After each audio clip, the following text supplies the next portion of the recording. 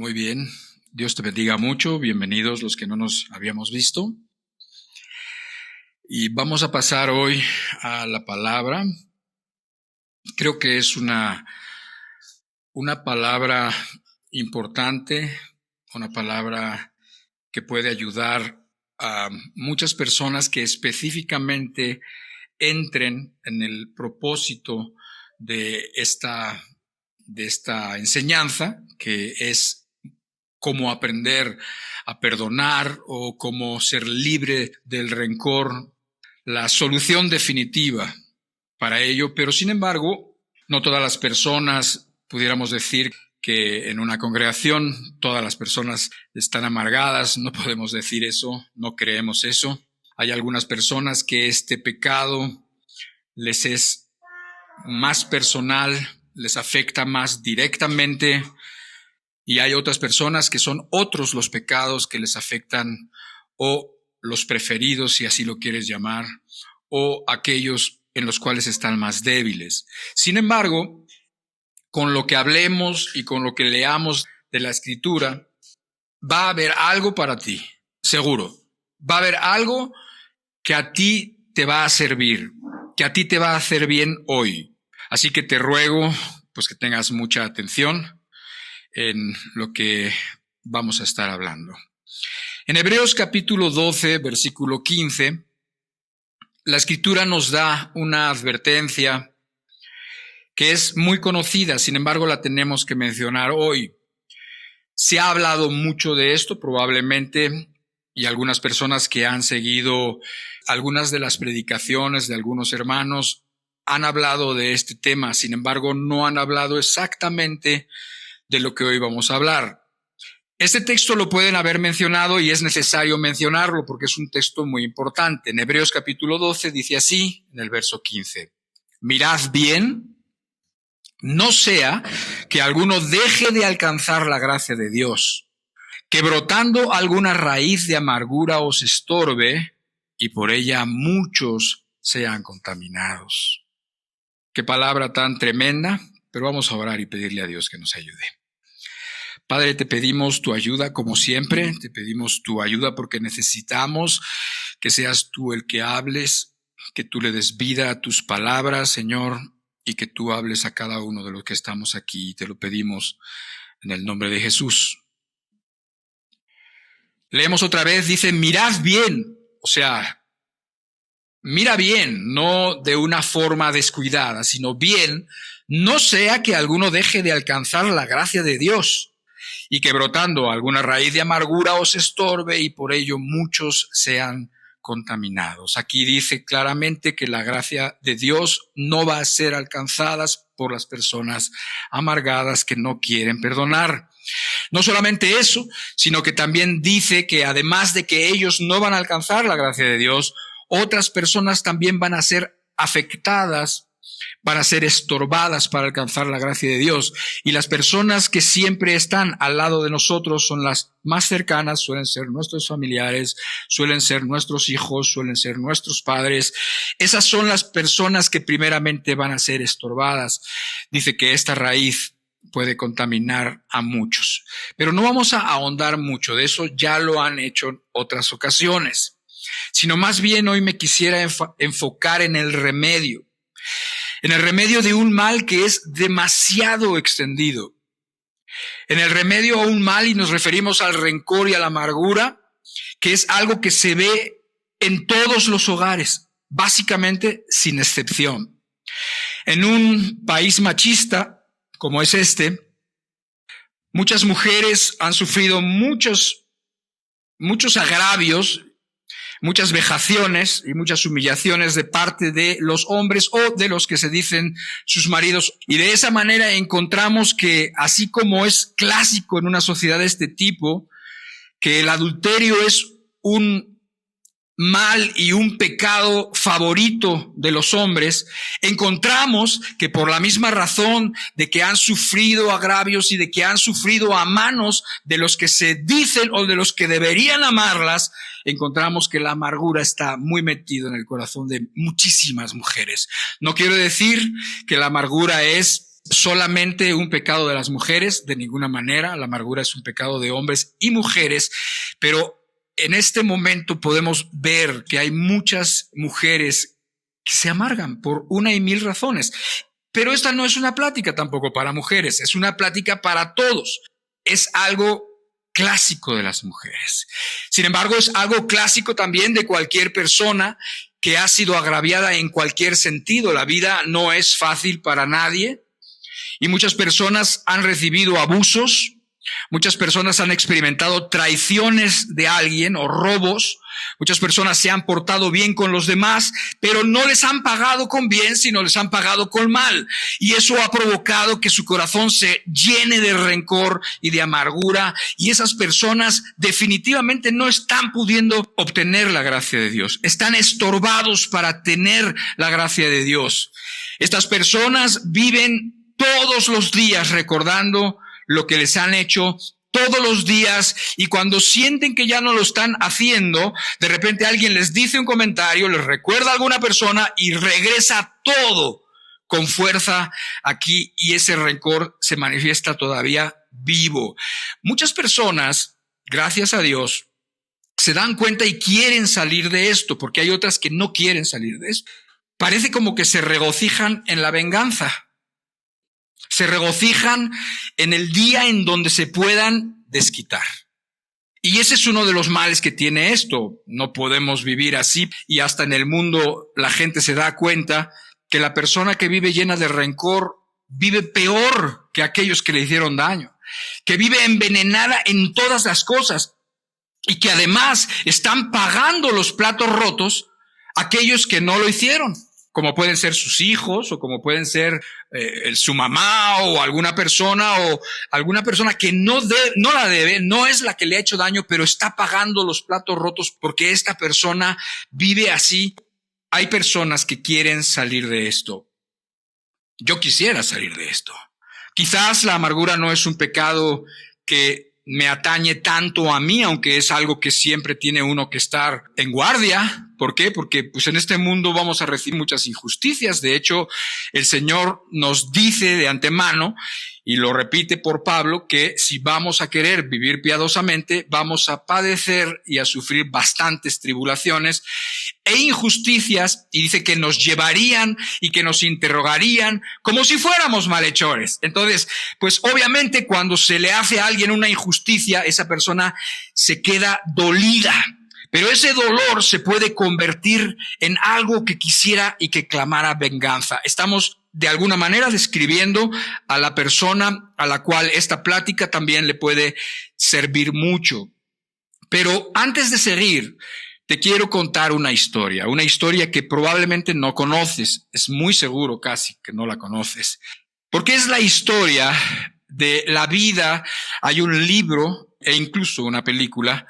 Es la vida de un hombre que se llamaba Luis Zamperini. Este hombre, este muchacho, llegó de muy niño a Nueva York. Sus papás migraban desde Italia. Y entonces estamos hablando de que él nació en 1917. Estamos hablando del principio del siglo XX.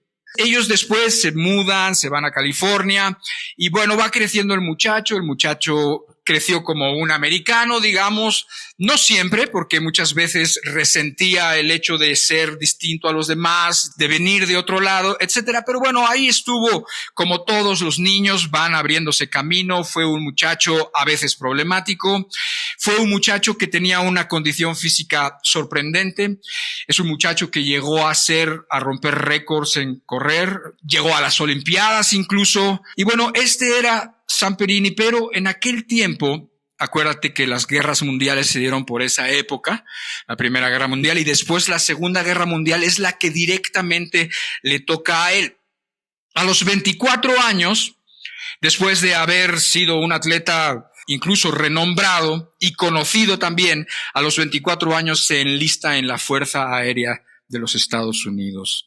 Y 2 años después de que está enlistado en la Fuerza Aérea, de que pertenece a las Armadas, a la Fuerza Aérea de Estados Unidos, sufre un accidente su avión que los lleva a caer. Ellos estaban de alguna manera peleando contra la zona de Oriente, digamos, contra los japoneses, ¿no? Después de que había pasado todo aquel asunto de Pearl Harbor, los japoneses se volvieron enemigos número uno. Y bueno, él estaba en esa zona del Pacífico de allá, de por donde está Japón y por donde están las islas y por allá. Y entonces, en un accidente de aviación, cayeron en el mar, cayeron y bueno, pues tenían una balsa por si pasaba eso. Estuvieron 47 días varados ahí. De hecho, un compañero de ellos murió ahí mismo. Y estuvieron sobreviviendo como podían, de mala manera, de día muriéndose por el sol, muriéndose por el calor, de noche por el frío, con tiburones todo el rato rozando la balsa, todo el rato amenazando, no tenían que comer. Había veces que se acercaba alguna ave, la agarraban, se la comían con un asco increíble. Si podían agarrar un tiburón, era o te mato yo, me matas tú, y agarraban un tiburón y también se comían las pocas partes que se pueden comer en los tiburones así crudos. Y bueno, la pasaron 47 días terribles, solo para caer en manos después del ejército japonés y ser enviado a un campo de concentración de prisioneros de guerra. Los 2 próximos años de su vida fueron el infierno. Y no estoy exagerando, fueron el infierno. ¿Por qué?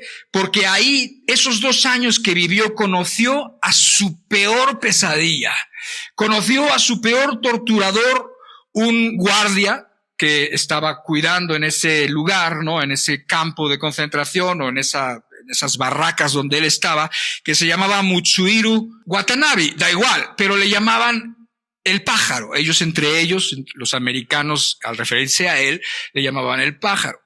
Este guardia estaba obsesionado con humillarlo. Estaba obsesionado con quebrantarlo. Estaba obsesionado con hacerlo ver pequeño, con que se quebrara delante de todos, con que viviera humillado. Era obsesivo. No le quitaba la vista de encima. Lo perseguía todo el rato durante 2 años. No le hacía cualquier cosa. De veras que vivió una pesadilla, de veras que vivió un rato en el infierno. Lo golpeaba diariamente sin motivo, le golpeaba con el puño, le golpeaba con cinturones y con hebillas para abrirle la piel, lo derribaba, lo pateaba delante de todos, lo golpeaba con varas de bambú, lo golpeaba con cualquier cosa metálica que se encontrara, todo el rato. En una ocasión lo acusaron injustamente de haberse robado algo. Otro guardia lo acusó, a Luis Zamperini, lo acusó y quisieron darle un castigo ejemplar. Y entonces ordenó a este Watanabe, ordenó que cada prisionero del barracón lo tenía que golpear en la cara. Fueron 220 golpes que le dieron, porque si los compañeros o los otros que vivían en los barracones no lo golpeaban, ellos iban a sufrir la misma suerte. Recobró la conciencia y volvió a perderla innumerables veces, pero no podían dejar de golpearlo. Así hasta que pudo recuperarse eventualmente, pero lo traía sin comer, le quitaba la comida cuando se le antojaba, lo hacía hacer cosas durísimas sin tener ni la fuerza ni haber comido. Todo el rato estaba encima de él, todo el rato. Lo agarraba de repente y lo agarraba del cuello y lo ponía contra la pared y lo estrangulaba hasta que iba a perder el conocimiento. Y cuando iba a perder el conocimiento lo soltaba hasta que el otro se recuperaba y lo volvía a agarrar otra vez a hacer lo mismo. Todo el rato lo perseguía, lo buscaba, lo agredía, no podía ser libre de él, nunca se sentía tranquilo, jamás podía descansar. 2 años. Así vivió. ¿Y sabes qué? Su corazón se amargó terriblemente. Su corazón se llenó de rencor porque la vida, porque lo que tuvo que pasar en estas barracas, lo que tuvo que vivir esos 2 años. ¿Por qué fue libre? Fue libre porque la guerra se acabó. La guerra se acabó eventualmente y entonces los japoneses se retiraron y Estados Unidos con sus aviones y todo pues llegó y entonces los liberaron a los prisioneros de guerra. Pero sin embargo, Luis Zamperini nunca quedó igual, o sea, realmente no quedó bien. Realmente quedó muy afectado de lo que había vivido aquellos años en el campo de concentración. Cuando él regresa a Estados Unidos, cuando él regresa a su familia, no puede librarse del rencor. Cuando él regresa a Estados Unidos, no puede ser libre, sino que el rencor de todo lo que había vivido lo acompaña todos los días. Imagínate, está 2 años allá y le están haciendo la vida imposible y ahora llega a la libertad, llega a su casa, llega con su mujer y no puede ser libre del rencor, no puede ser libre de todo el odio que tenía aquí. Pesadillas recurrentes en las que siempre soñaba lo mismo, donde intentaba matar a este Watanabe, a este japonés, a su torturador. Alcoholismo para tratar de anestesiar, vicio para tratar de anestesiar lo mal que se sentía, el dolor y el fracaso que sentía en su vida. La relación con su esposa obviamente se fue a pique, todas las relaciones se fueron para abajo debido a su ira, a sus arranques de ira y a su obsesión por vengarse. El rencor mantuvo a Luis atado psicológicamente, lo mantuvo amarrado y tan preso como cuando estaba preso allá con los japoneses. Pero ¿tú crees que en todo este tiempo él no quiso ser libre cuando estaba viendo que estaba afectando a su esposa, cuando estaba viendo que estaba afectando a toda su familia, cuando estaba viendo que él es un miserable, que vive miserablemente? Bueno, él no se suicidó como algunos de sus compañeros que se llegaron a suicidar de todo lo que habían pasado. Él no, pero él se daba cuenta de que él no podía vivir así y seguramente hizo esfuerzos para ser libre. Pero sin embargo, su vida iba cada vez peor y cada vez más hundida. Hasta que en 1949, cuando tenía más o menos 32 años, sucedió algo. Llegó allá, a la localidad de California donde ellos vivían, un predicador, de esos que venían con sus carpas y que solían predicarle a los jóvenes, a veces se metían a las universidades a hablar y todo. Y entonces, cuando escucha al predicador, que no quería de inicio, no quería ir con él, pero su esposa de alguna manera lo anima a que fuera y eventualmente llega a ir, y cuando escucha el evangelio y cuando escucha lo que Dios hizo por él, entonces él tiene un cambio inmediato. Eso es lo interesantísimo, que su cambio fue inmediato. Él decidió perdonar. Él decidió perdonar a sus agresores, decidió perdonar a todas aquellas personas que le habían hecho tantísimo daño.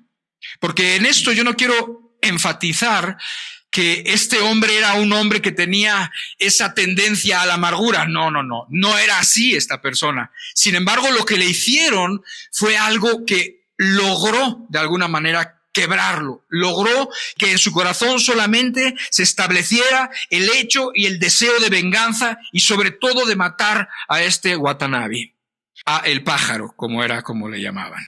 Entonces, cuando él escucha el evangelio, se convierte y decide perdonar. Y toda su vida cambia.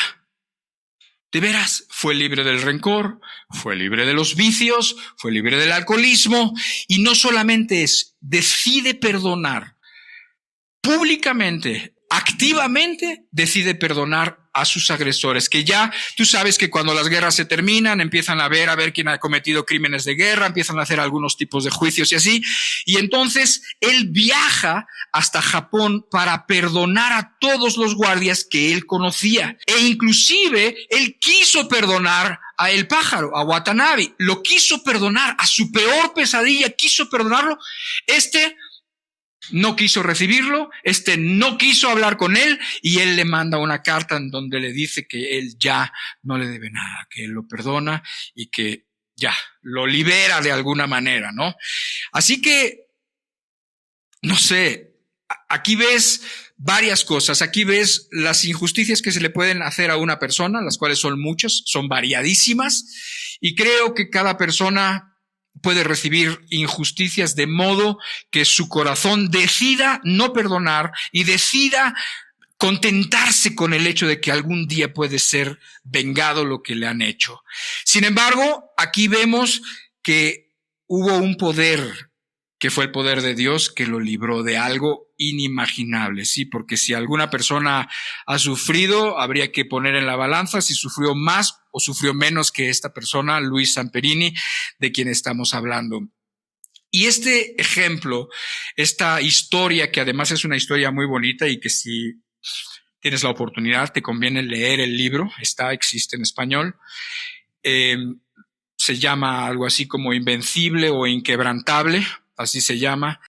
Y no es un libro cristiano, eso es también muy interesante, no es un libro cristiano, pero cuando él estaba escuchando el evangelio, también recordó que aquel día, alguno de esos días donde la muerte estaba siempre cerca, cuando estaban en la balsa, cuando estaban en la barca a la deriva durante 47 días, se acordó que le dijo a Dios: Señor, si me sacas de esta, te serviré. Y se acordó de eso. Y entonces decidió entregar su vida a Dios. Y su vida ya fue totalmente distinta. No solamente se recuperaron todas aquellas relaciones que se habían deteriorado por la amargura, sino que además se dedicó a amar y servir a los demás. Hizo una sociedad ahí para ayudar a los jóvenes, para dar consultas, ánimo a los jóvenes, para darles un poco de guianza en la vida, etcétera, etcétera. Y su vida ya fue absolutamente distinta porque fue librado del rencor, porque fue librado de la amargura, porque alcanzó la gracia de Dios. Y bueno, creo que en un rato más vas a entender por qué esta historia y no otra.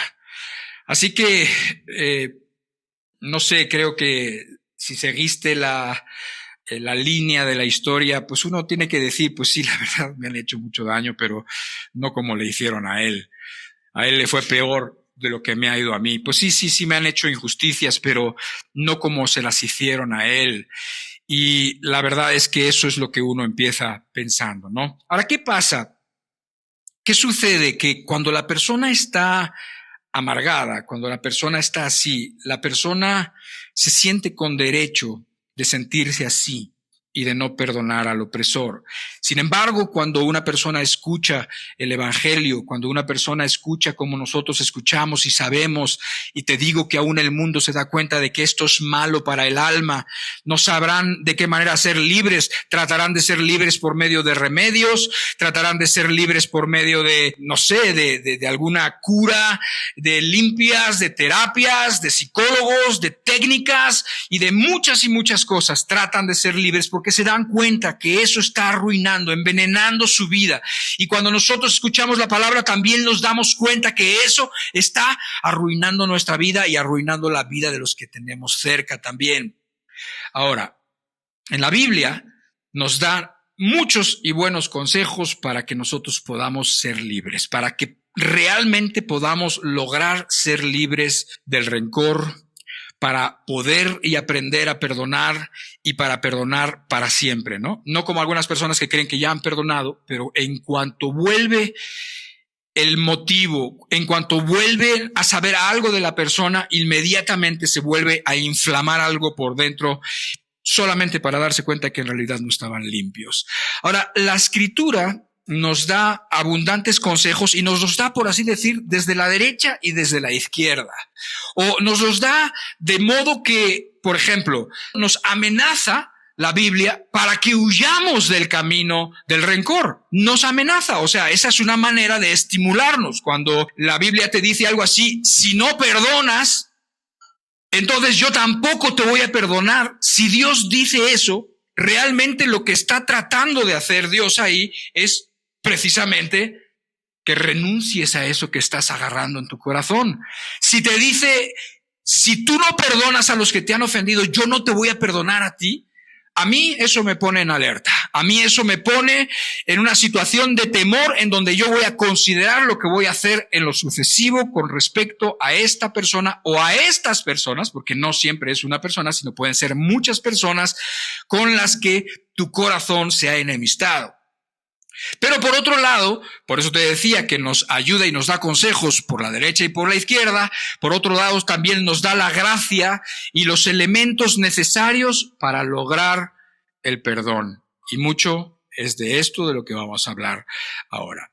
Si regresamos al punto número 1, que es cuando Dios nos amenaza, podemos ver, y lo vamos a ver en Mateo capítulo 6, 14, 15, lo que es de alguna manera el resumen de una enseñanza de Jesús que no fue la única, y que dice: porque si perdonáis a los hombres sus ofensas, os perdonará también a vosotros vuestro Padre Celestial.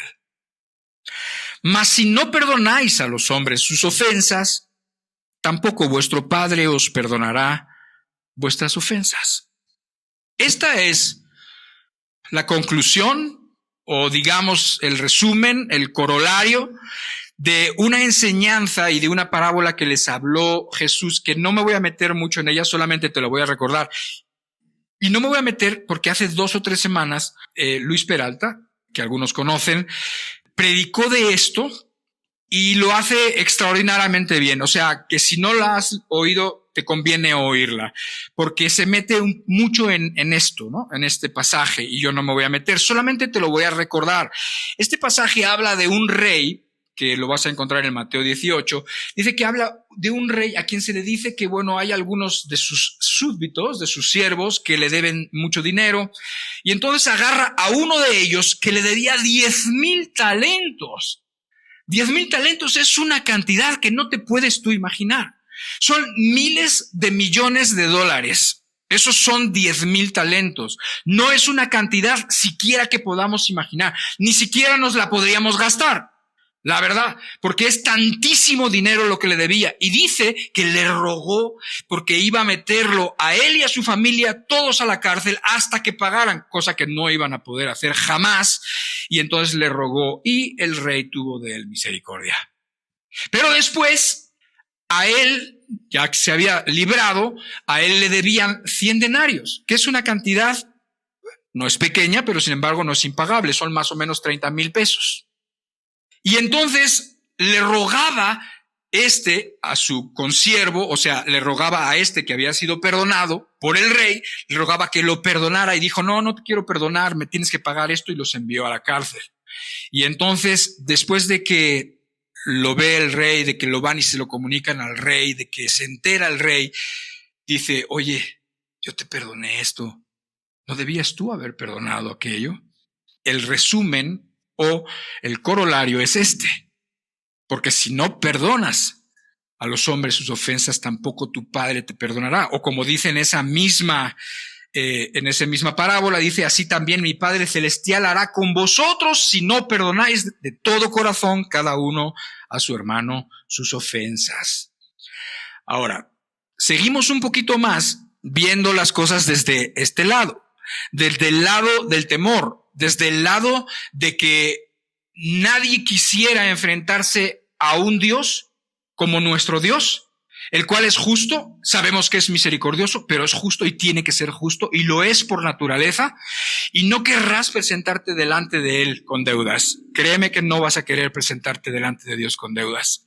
Si tú te presentas, o cualquiera de nosotros nos presentamos delante de Dios con deudas, si no han sido pagadas y satisfechas nuestras deudas antes de que nosotros lleguemos al juicio de Dios, la verdad, vas a estar, o la persona que se decida a retar de esa manera a Dios, la verdad es que se está metiendo en un problema eterno. Porque guardar rencor es algo así como que una persona lleva un registro detallado de todas las ofensas que le han hecho.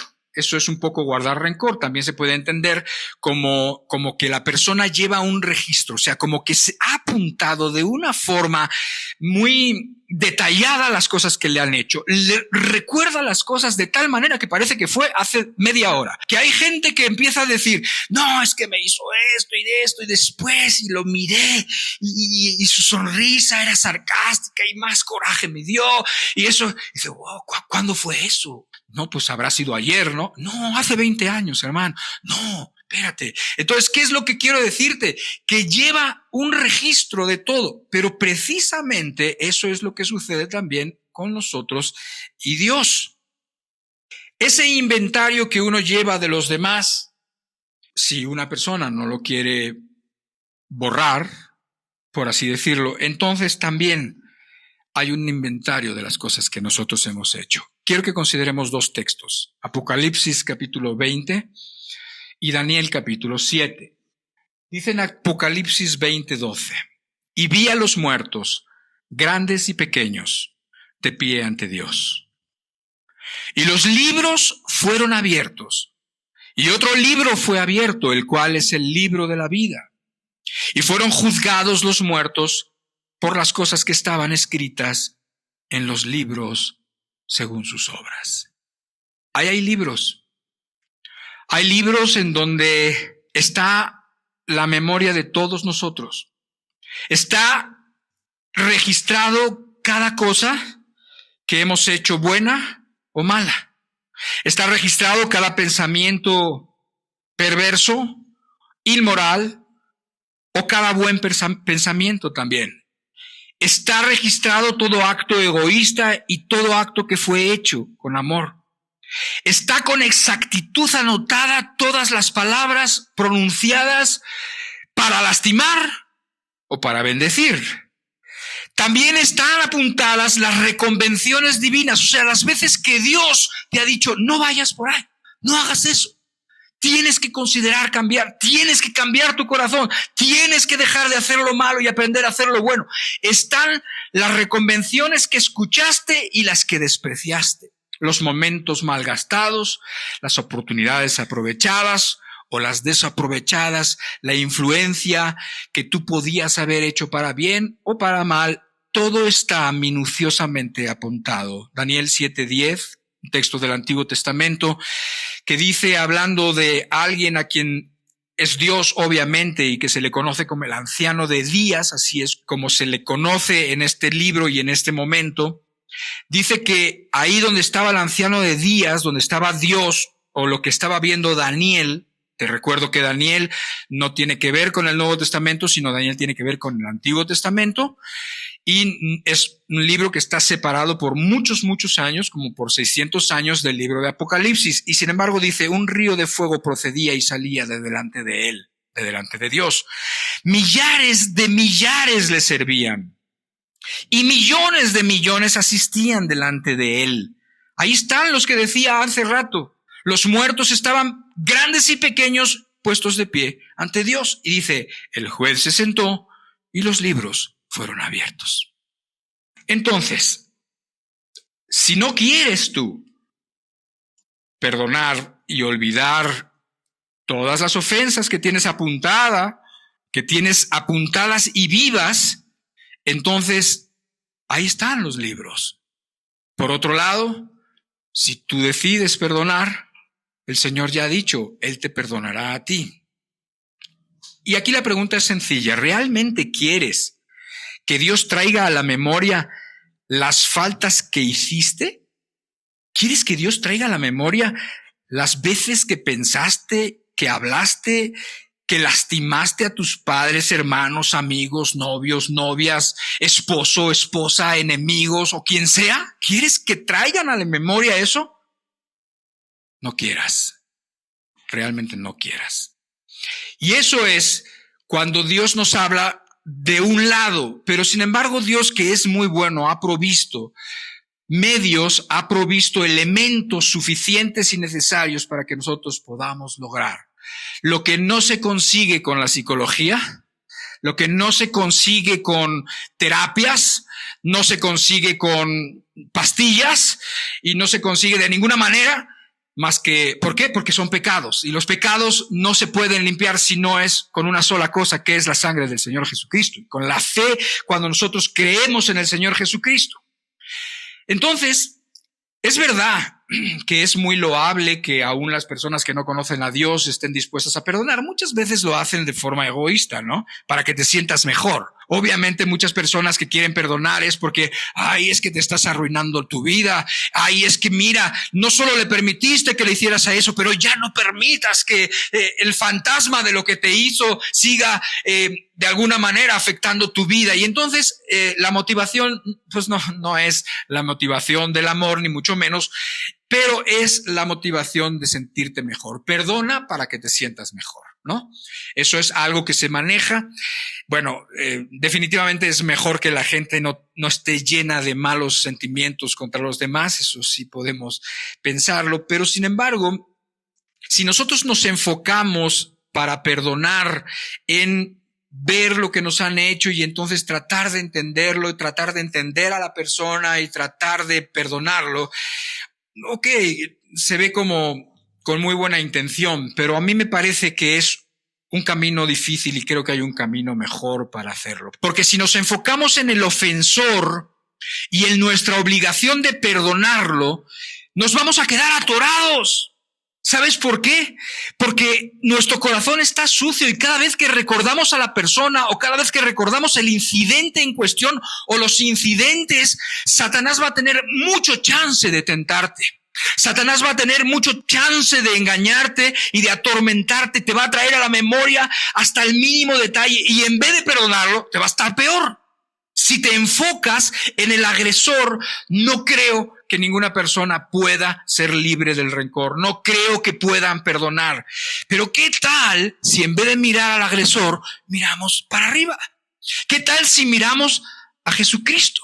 Y aquí es donde tengo un pasaje para leer que probablemente lo conoces porque está en la Biblia y me imagino que has leído las Escrituras. Y entonces este pasaje nos dice claramente qué pasa si nosotros miramos para arriba.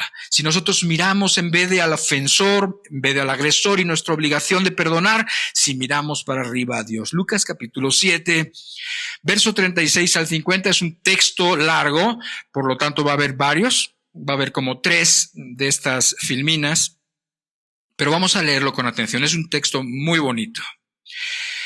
Es la historia de una mujer pecadora. Es la historia de una mujer pecadora que se encuentra cara a cara con Jesús. Dice, uno de los fariseos rogó a Jesús que comiese con él. Y habiendo entrado en casa del fariseo, se sentó a la mesa. Entonces una mujer de la ciudad, que era pecadora, al saber que Jesús estaba a la mesa en casa del fariseo, trajo un frasco de alabastro con perfume. Y estando detrás de él a sus pies, llorando, comenzó a regar con lágrimas sus pies y los enjugaba con sus cabellos y besaba sus pies y los ungía con el perfume. Cuando vio esto, el fariseo que le había convidado dijo para sí, si fuera profeta, conocería quién y qué clase de mujer es la que le toca, que es pecadora. Entonces respondiendo Jesús le dijo, Simón, una cosa tengo que decirte. Y él le dijo, di, maestro. Un acreedor tenía 2 deudores. El uno le debía 500 denarios y el otro 50. Y no teniendo ellos con qué pagar, perdonó a ambos. Di pues, ¿cuál de ellos le amará más? Respondiendo Simón dijo, pienso que aquel a quien perdonó más. Y él le dijo, rectamente has juzgado. Y vuelto a la mujer, dijo a Simón, ¿ves esta mujer? Entré en tu casa y no me diste agua para mis pies, mas ésta ha regado mis pies con lágrimas y los ha enjugado con sus cabellos. No me diste beso, mas ésta, desde que entré, no ha cesado de besar mis pies. No ungiste mi cabeza con aceite, mas ésta ha ungido con perfume mis pies. Por lo cual te digo que sus muchos pecados le son perdonados, porque amó mucho. Mas a aquel a quien se le perdona poco, poco ama. Y a ella le dijo, tus pecados te son perdonados. Y los que estaban juntamente sentados a la mesa comenzaron a decir entre sí, ¿quién es este que también perdona pecados? Pero él dijo a la mujer, tu fe te ha salvado, ve en paz. Este texto es un texto muy bonito y es un texto en donde cualquiera de nosotros cabe. Todos estamos representados ahí si queremos.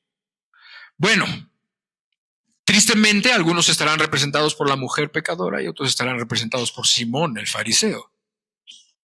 Yo prefiero estar representado por la mujer pecadora que menospreciaron. Porque es a la que le dijo Jesús, tu fe te ha salvado, ve en paz. Te voy a relatar un poquito qué es lo que pasó. Creo que es suficientemente claro, pero sus costumbres son distintas a nuestras costumbres. En aquellos tiempos, evidentemente, muchos habían escuchado de Jesucristo. Los fariseos particularmente querían agarrar a Jesucristo en algo malo, en algo que dijera que lo pusiera en una dificultad o que lo hiciera parecer un hereje o algo con lo que pudieran acusarlo. En esta ocasión, bueno, pues nosotros no podemos, porque no lo dice ahí directamente, no podemos ver si este fariseo tenía buena o mala intención con respecto a Jesucristo. Era común, como puede ser común hoy en día, que después de la reunión en la sinagoga, porque Jesús predicaba en las sinagogas y le llamaban rabí, incluso los fariseos, entonces es común que luego les invitaran a comer o a cenar o algo así. Así como hoy en día es común que cuando hay una reunión se le acercan al pastor y le dicen, oye pastor, ¿puede venir a la casa hoy? Tenemos algo, hicimos algo y quisiéramos que nos acompañara. Algo así.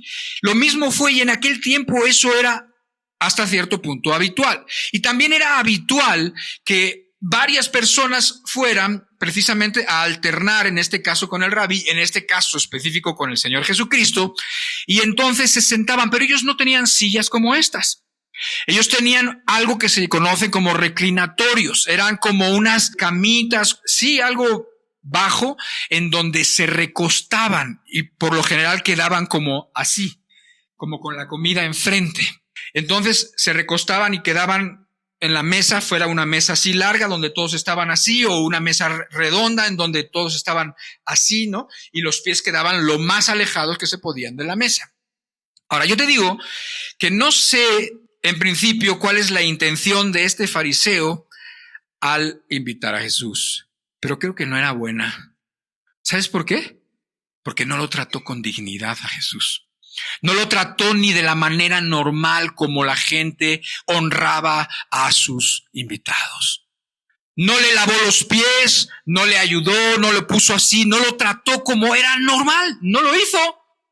Y entonces Jesús obviamente lo dejó pasar. Y estando ahí sentado, dice que una mujer se coló ahí y se puso a los pies de Jesucristo. Pero esa mujer tenía un adjetivo, que es un adjetivo importante, porque se dice que era pecadora. Ahora, este pecadora no es un término como nosotros o como cualquier persona puede decir todos somos pecadores. Es un término que quería decir que era una prostituta. Era una mujer que era conocida, una mujer que la gente conocía su oficio, conocía de qué manera se ganaba la vida, y era una mala mujer, por así decirlo, y la gente la tenía como eso. Era alguien que un fariseo jamás iba a tener contacto con esa persona.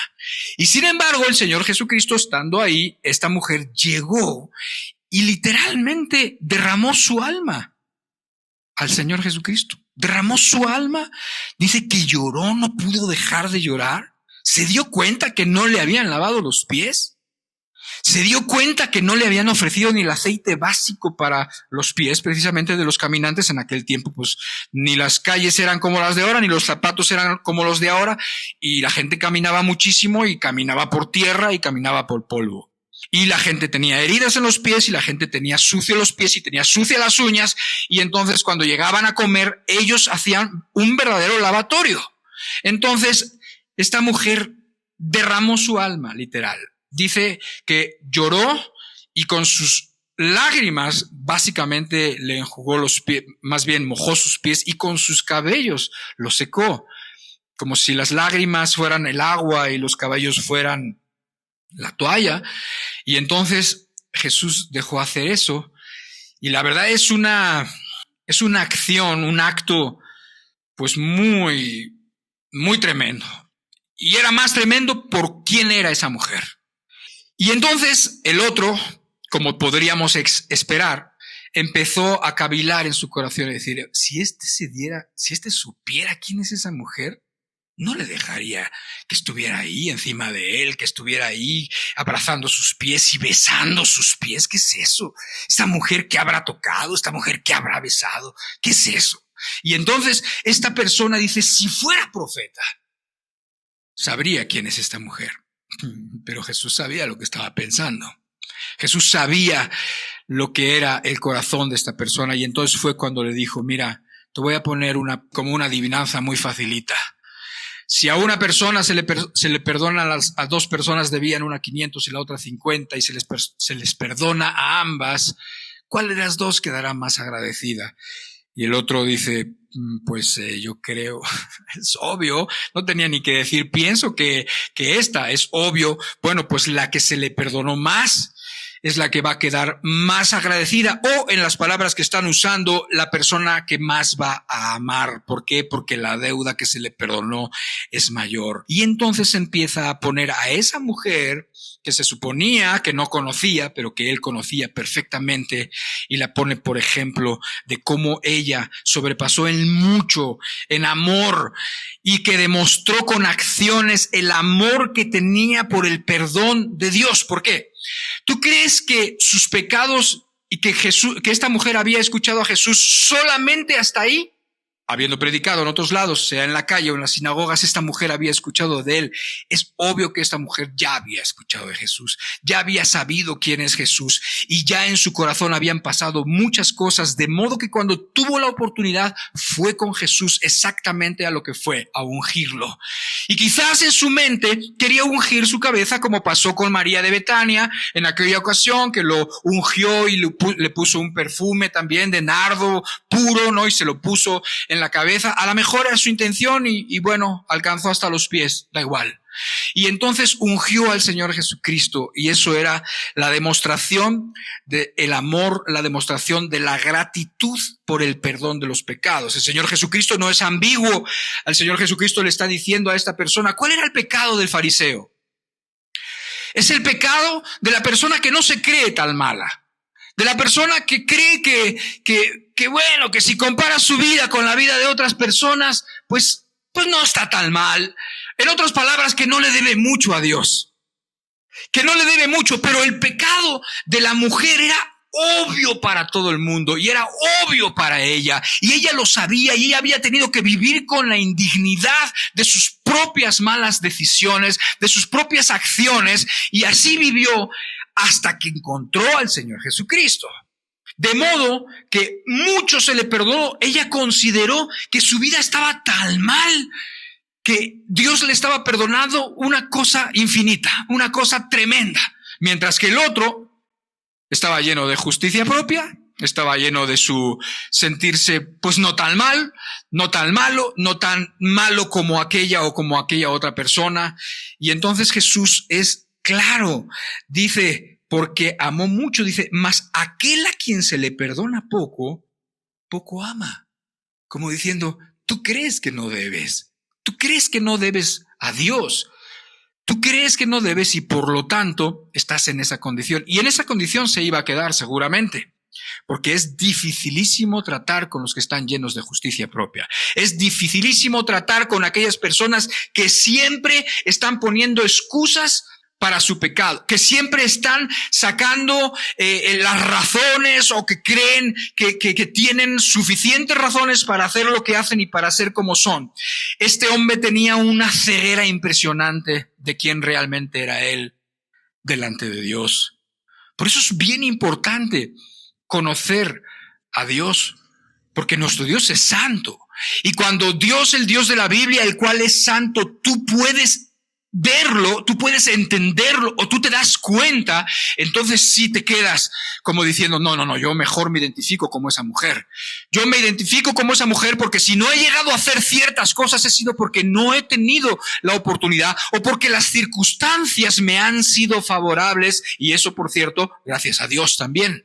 Y muchas personas no han llegado a cometer ciertos crímenes porque no han tenido o no han vivido en esas circunstancias. Porque si hubieran vivido en esas circunstancias que otras personas que sí han hecho esos crímenes, ellos hubieran vivido ahí, también los hubieran hecho. Y es mejor entender las cosas así, porque así somos. Así es la persona sin Dios, así es la persona sin Cristo. No busca a Dios, no busca más que complacerse a sí mismo, y para complacerse a sí mismo va a hacer 1001 cosas que violen la ley de Dios y que violen también los derechos de los demás. Así que bueno, esta mujer esta mujer por lo menos sabía quién era, se vio delante de Dios. Y entonces esta mujer de repente, todo su pasado, todas las cosas que ella había hecho, todas las cosas que había pensado, de repente ya no le pesaban porque el Señor Jesucristo había salvado esa alma. El Señor Jesucristo dijo que por la fe había sido salva. El Señor Jesucristo había dicho que por sus muchísimos pecados habían sido perdonados y que su demostración de que habían sido perdonados era esa demostración tan obvia, esa demostración tan fuerte, esa demostración a veces tan incómoda delante de todos los que estaban ahí. Y esa demostración lo único que decía era: a esta mujer se le han perdonado muchísimos pecados y ella está consciente de que se le han perdonado muchísimos pecados. Esta persona amó mucho porque se le perdonó mucho. Ahora, ¿qué tiene esto que ver con el rencor? Creo que ahorita ya cerramos todo esto. Y esto tiene que ver porque cuando una persona, sea quien sea, le hayan hecho lo que le hayan hecho, llega delante del Dios que es santo y se da cuenta de quién es. Y después, por la gracia del Señor Jesucristo, esta persona puede ser libre de todos los pecados y puede entrar en una relación con Dios y en una eternidad con Dios para siempre. Esta persona dice que va a amar mucho. En 1 Corintios capítulo 13, verso 5, dice que el amor no guarda rencor. El amor tiene muchas características y una de ellos dice que no guarda rencor. O sea, es incomprensible. O sea, no puede una persona que realmente ha sido perdonado por el Señor Jesucristo o que ha visto la acción de Dios, que ha visto el amor de Dios queriéndolo perdonar, atrayéndolo, protegiéndolo, o sea, muchas veces incluso hasta privándole de hacer cosas peores o de habiéndole salvado la vida sin que él siquiera lo considere o se haya dado cuenta. Es imposible que una persona que ame después de entender esto, después de entender lo que Dios lo ha amado y cómo Dios no quiere condenarlo y lo perdona, es imposible que una persona que ama guarde rencor. Es imposible. Porque es mucho más grande lo que Dios nos está perdonando que lo que nosotros tenemos que perdonar. ¿Cómo va a guardar rencor quien ha sido perdonado de una deuda impagable? ¿Cómo va a recordar quien ahora es aprendiz de aquel que dijo: Padre, perdónalos porque no saben lo que hacen? Y estaban matando al que no había, ese sí que no había hecho nada. El Señor Jesucristo sí que vivió sin ofender a nadie, sí que vivió sin mentir, sí que vivió sin tener mal pensamiento contra nadie, sino siempre buenos pensamientos que siempre le regresaban con mal, que siempre le regresaban con sospechas, y ahí estaban tratándole de cazar en alguna palabra o en alguna acción en el día de reposo, alguna cosa para acusarle falsamente. Y sin embargo él diciendo: Padre, perdónalos. Y ahí tienes a otro Esteban después, un tiempo después, y lo tienes diciendo exactamente lo mismo, siendo apedreado y diciendo: Señor, no les tomes en cuenta este pecado. Por lo tanto, querido hermano, hermana, amigos, si quiere una persona ser libre del rencor, no tiene tanto que mirar al ofensor y hacer todo un esfuerzo mental o un esfuerzo psicológico para perdonarlo. No, eso la verdad es que va a acabar mal. Pero si mira hacia arriba y si ve lo que Dios le ha amado y cómo Dios lo ha tratado, entonces ahí sí va a poder. Salmo 103 dice así: no ha hecho con nosotros conforme a nuestras iniquidades, ni nos ha pagado conforme a nuestros pecados, porque como la altura de los cielos sobre la tierra, engrandeció su misericordia sobre los que le temen. Cuanto está lejos el oriente del occidente, hizo alejar de nosotros nuestras rebeliones. Un esfuercito más, léelo también tú. No ha hecho con nosotros conforme a nuestras iniquidades, ni nos ha pagado conforme a nuestros pecados, porque como la altura de los cielos sobre la tierra, engrandeció su misericordia sobre los que le temen. Cuanto está lejos el oriente del occidente, hizo alejar de nosotros nuestras rebeliones. Padre, lo único que necesitamos, Señor, es que tú hables a cada persona, Señor, que tú nos bendigas una vez más, depositando tu palabra esa que no regresa a ti vacía, esa que hace todo aquello por lo cual tú la mandas en nuestros corazones, Señor. Padre, de veras queremos aprender a amarte, a ver lo que has hecho por nosotros, para poder amar igualmente a nuestros semejantes, para poder amar aún a nuestros enemigos, Señor. Padre, te lo pedimos en el nombre de Jesús, sabiendo que esto es una obra exclusivamente del Espíritu Santo, y te damos gracias también. En el nombre de Jesús. Amén.